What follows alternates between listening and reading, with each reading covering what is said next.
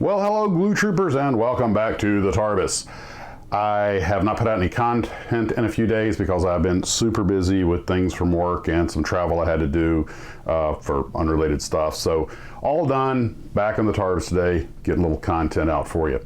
So today, since it's the first chance I had to touch my models since I did the road build video, I decided I would start working on the road build kits. And the first thing I did was put some enamel paint on the 747. I'm going to give that overnight to harden. That's all the blue top for the KLM. I know the color's a bit dark, but it was what I had in the rattle can, and this is after I'm still kind of decompressing from the Felixstowe build and just sort of being lighthearted and having some fun with these other builds, not, you know, getting in the weeds with them. And I got the Hawk Messerschmitt 109G done using the actual Hawk decals. I might add a few more decals to it later to spruce it up a little bit more, because I have some other decals that came with the Matchbox kit that I'm not going to use. Particularly because I decided to put the Matchbox 109 Emil in Romanian markings just to, you know, do something a little different. And the funny thing about that, there was a vacuum Gallant Hood that was sent to me. For those who don't know, Adolf Galland, the fighter ace and general of fighters in the Luftwaffe during World War II. One thing he didn't like about the 109 was the framing of the canopy made it hard to see in certain areas, so he came up with a special hood with a special trim that was different to increase visibility. He created it, so it's called the Gallant Hood. And I was thinking about putting that on the Emil, and I couldn't get the old one off. Apparently, when I did the road build, you can see the little super fine Tamiya cement just filling those seams really nicely. I can't get it off. So, and I've already painted it and decaled it, so I'm not really thrilled about using a remover on it. So what I did was I went ahead and one reason, another reason I wanted to get the canopy off was I didn't paint the inside of the cockpit, and that part of their model is yellow. So with a see-through canopy, you've got like this, you know, okay, so I guess the Romanians painted the insides of their airplanes bright yellow. So what I did was, in the meantime, is I painted the canopy black and then painted the framing in the green color. So I've actually done that before with other models, especially ones I was going to put on camera, such as the Zero from my Midway video, and it actually worked better than frosting the glass because there was no reflection.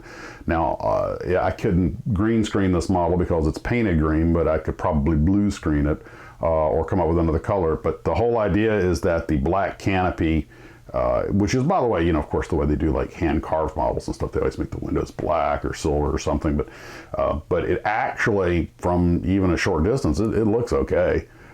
And again, I'm not getting in the weeds on these. I'm still kind of decompressing from the Felixstowe build, so I'm just having some fun with these. They're nice little kits, and it's just nice to kind of, I actually hand use the brush on them mostly. There are very little of the spray gun today. These models are almost completely brush painted, and it was just relaxing and fun and low stress, and I enjoyed it immensely.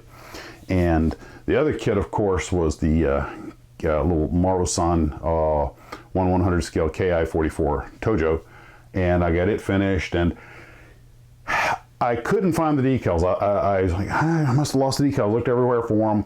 Well, I have plenty of Japanese decals, so I put some other, actually better decals on, and that was kind of the problem.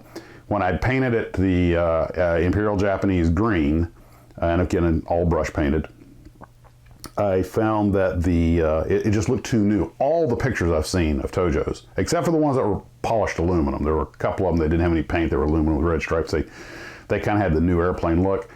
But all the ones I saw, it was the end of the war when this plane came out. The Japanese were having trouble getting good quality paint. The paint was always flaking off, and they were just covered in aluminum spots where the paint had flaked off.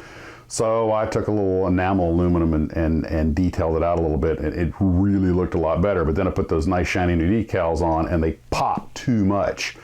And then, which isn't a big deal. I mean, it's just a little display model. I had fun with it. But as soon as I was done, I found the original decals. They slipped off on the floor and gotten away from me. And I was like, great. But I just decided to go ahead and leave it the way it is. It looks fine. And it's up there with all the other Japanese models. And it was it is what it is. It's a 1 to 100 scale kit from the 60s. And it tickled me pink to paint it, and I just had a great time, and I'm happy with it on the shelf, and that's for me what it's all about. We want a good end product in general, but what's really important is that you enjoy yourself. Make it how you like it. If you're going to a competition or something, sure, you sweat and fret every little detail. Every once in a while you got that model you really want to do that extra special job on, the secret hidden blemish that hopefully the world will never see. That's your dark little secret, ha ha ha. But for the most part, especially with these 1/72 scale kits, it's just nice to just, put them together and just and have a good time and paint, and just, it's relaxing. It enhances my calm, and I love it. And I got something on the shelf that I can sit back at distance and go, yeah, looks cool. That's all I need. Speaking of needing things, my wife found something for me when she went to Michael's. I've got some multimedia kits coming up, and this is green tube testers, and it says it's made specifically for metal and wood, which seems like the same glue from it. Maybe it's rubber based, I don't know, but since I have some multimedia kits coming up, something like this might be handy, so when I get around to using it, I'll let you know. Also, while I was out on the road, I read, I had to do a short trip not related to work, and I read this book that was sent to me by a glue trooper, The Final Hours, by Johann Steinhoff, known as Mackie Steinhoff.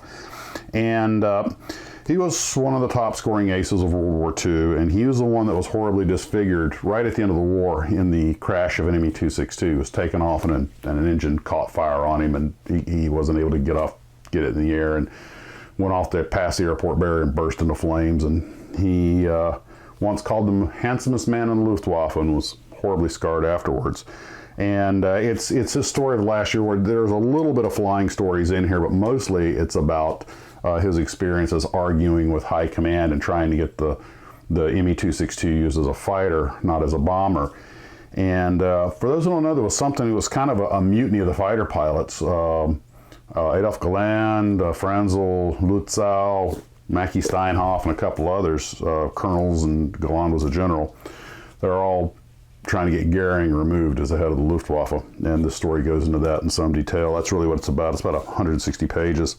And I knew the Luftwaffe had a lot of problems with the last war. I did not realize just how dysfunctional it was.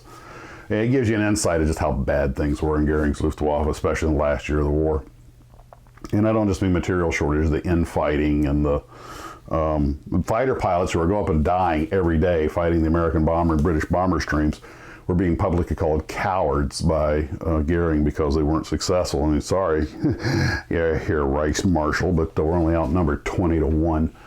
Anyway, so interesting book, very educational. Not like a scintillating read. It's not one of these action books. It's just kind of like, oh, so that's what he did. It's just the story of what happened to him. He talks about his burn and his treatment, which, I thought I was having a bad day. So that's pretty much all I have for tonight, guys. It's good to be back. Great to be back out here in the Tarbis. And when I get these models picked, well, you know what? I'll probably stick pictures of them on the next viewer's build. And that's where we're at. I want you guys to sit back, relax, enjoy your builds. Have a wonderful evening. And as always, model on.